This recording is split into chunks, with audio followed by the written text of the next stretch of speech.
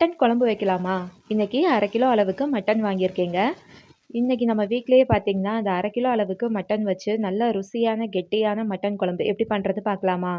இதுக்கு 1/2 கிலோ அளவுக்கு மட்டனை வந்து ஃபஸ்ட்டு தண்ணி ஊற்றி நல்லா கழுவி எடுத்துட்டு, அதுக்கப்புறமா இதில் வந்து மஞ்சள் பொடி, கல்லுப்பு, அரை எலுமிச்சப்பழம்லாம் புழிஞ்சு விட்டு நல்லா கலந்துட்டு 2, 3 முறை நல்லா தண்ணி ஊற்றி கழுவி எடுத்துக்கோங்க. மட்டனில் அந்த கவுச்சி ஸ்மெல் எதுவுமே இல்லாமல் இருக்கும்.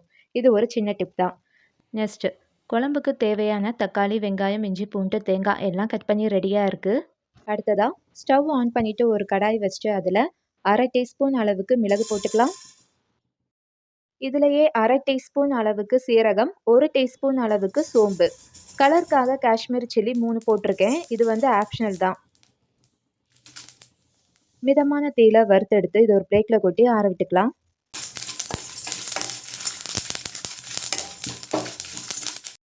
இப்போது இதே கடாயில் வந்து 1 டேபிள் ஸ்பூன் அளவுக்கு நான் எண்ணெய் ஊற்றிக்கிறேங்க. எண்ணெய் நல்லா ஹீட் ஆன பிறகு தாளிப்புக்கு ஒரு சின்ன துண்டு பட்டை, 2 ஏலக்காய், 4 கிராம்பு போட்டுக்கலாம். மட்டன் குழம்பு அப்படின்னாலே சின்ன வெங்காயம் தாங்க நல்ல ருசி கொடுக்கும். இன்றைக்கி ஒரு 100 கிராம் அளவுக்கு சின்ன வெங்காயத்தை நல்லா தோல் உரிச்சிட்டு முழுசாக அப்படியே போட்டிருக்கேன். இது கூடவே ஒரு 15 போல் பூண்டு பல், 1/4 துண்டு அளவுக்கு இஞ்சியை வந்து கட் பண்ணி போட்டு இதையும் நல்லா வதக்கி விட்டுக்கலாம். வெங்காயம் நல்லா வதங்கினாதான் ருசி கொடுக்கும் குழம்புக்கு. வெங்காயம் நல்லா வதங்கி அதோட தோல் எல்லாமே அப்படியே கலண்டு வரும் பாருங்க. அந்த ஸ்டேஜில் வந்து ஒரு 1/4 கப் அளவுக்கு தேங்காய் துருவல் போட்டு அதோட ஈரப்பதம் முழுக்க போகிற மாதிரி நல்லா வறுத்து எடுத்துக்கோங்க. இதிலேயே ஒரு 1/4 டீஸ்பூன் அளவுக்கு மஞ்சள் தூளும் போட்டு மிக்ஸ் பண்ணிவிட்டு அடுப்பை ஆஃப் பண்ணிக்கோங்க. ஏற்கனவே நம்ம மிளகு, சீரகம், சோம்பு, வத்தல்லாம் வறுத்தோம்ல, அதையும் இது கூடவே கலந்து அப்படியே நல்லா ஆற விட்டு அரைச்சி எடுத்துக்கலாம்.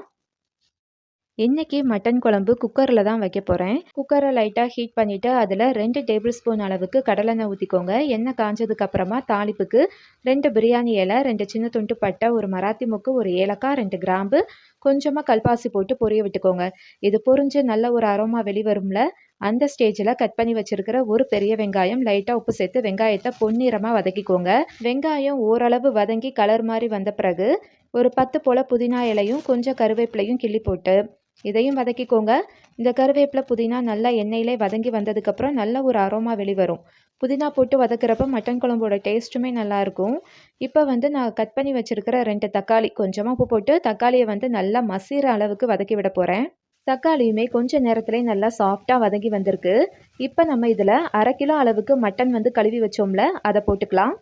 இந்த குழம்போட டேஸ்ட்டுக்கு தேவையான அளவுக்கு கல்லுப்பு, இதிலேயே 1 டேபிள் ஸ்பூன் அளவுக்கு காரத்துக்கு தனி மிளகாய் தூள், 1/2 டேபிள் ஸ்பூன் அளவுக்கு மல்லித்தூள். வீட்டில் அரைச்ச குழம்பு மிளகாய் பொடி இல்லைனா கடையில் வாங்கின குழம்பு மிளகாய் பொடி இருந்தால் அதையுமே ஒரு 1/2 டீஸ்பூன் அளவுக்கு போட்டுக்கோங்க. 1/4 டீஸ்பூன் அளவுக்கு மட்டும் கரம் மசாலா. இதையெல்லாம் போட்டு இந்த கறி கூட நல்லா வதக்கி விட்டுருங்க கொஞ்சம் நேரத்துக்கு. கறி கூட நல்லா வதங்கி அதோட பச்சை வாடையெல்லாம் போயிருச்சு. அந்த பொடி கூட பார்த்தீங்கன்னா நல்லா கோட்டாகி வந்திருக்குங்க. இப்போ இந்த ஸ்டேஜில் நம்ம ஏற்கனவே அரைச்ச மசாலா விழுதை வந்து போட்டு கலந்து விட்டுக்கலாம். இது வேறு ஒன்றும் இல்லை, இந்த தக்காளி, வெங்காயம், மிளகு, சீரகம்லாம் போட்டு வறுத்து அரைச்சி வச்சோம்ல, அந்த விழுதை தான் நான் போட்டிருக்கேன். அரைக்கிறப்பே நல்லா நைஸாக அரைச்சிக்கோங்க. குழம்பு அப்போ தான் பார்க்க ஷைனிங்காக இருக்கும். இப்போ குழம்புக்கு தேவையான அளவுக்கு தண்ணி ஊற்றி இந்த மசாலா வந்து எந்த இடத்துலையுமே கட்டிப்பட்டு நிற்காத மாதிரி நல்லா கரண்டி வச்சு கலந்து விட்டு மிதமான தீயில ஒரு 2, 3 நிமிஷத்துக்கு கொதிக்க விடுங்க. அதுக்கப்புறம் நம்ம குக்கர் மூடி போட்டு க்ளோஸ் பண்ணிவிட்டு வேக விடலாம். ஃப்ளேம் பாருங்கள், நான் மீடியம் ஃப்ளேமில் தான் வச்சுருக்கேன். குக்கரில் வந்து ஒரு 5 to 6 விசில் வரட்டுங்க. அதுக்கப்புறம் ப்ரெஷர் எல்லாம் அடங்கினதுக்கப்புறமா நீங்கள் ஓப்பன் பண்ணி பாருங்கள். சும்மா கலர் பார்க்கவே அவ்வளோ ஜம்முன்னு இருக்கும். நல்ல ஒரு கலர்ஃபுல்லாக எண்ணெய் பிரிஞ்சு சூப்பராக இருக்கும் குழம்பு பார்க்க. இதை உடனே கரண்டி போட்டு கலந்து விட வேண்டாம். திரும்ப அடுப்பை ஆன் பண்ணிவிட்டு லோ ஃப்ளேமில் வச்சுட்டு ஒரு 2 நிமிஷத்துக்கு கொதிக்க விட்டு அதுக்கப்புறம் நீங்கள் அடுப்பை ஆஃப் பண்ணிக்கோங்க. கறி பாருங்கள் சூப்பராக வெந்திருக்கு சாஃப்டாக. இப்போ வந்து நம்ம இதில் ஃபைனலி கொஞ்சமாக ஃப்ளேவருக்காக நான் மல்லித்தழை கொஞ்சமாக போட்டால் போதுங்க.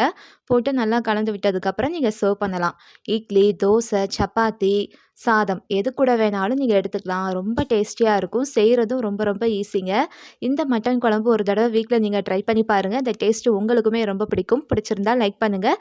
இதே போல் நெக்ஸ்ட் வீடியோவில் பார்க்கலாம். பாய்.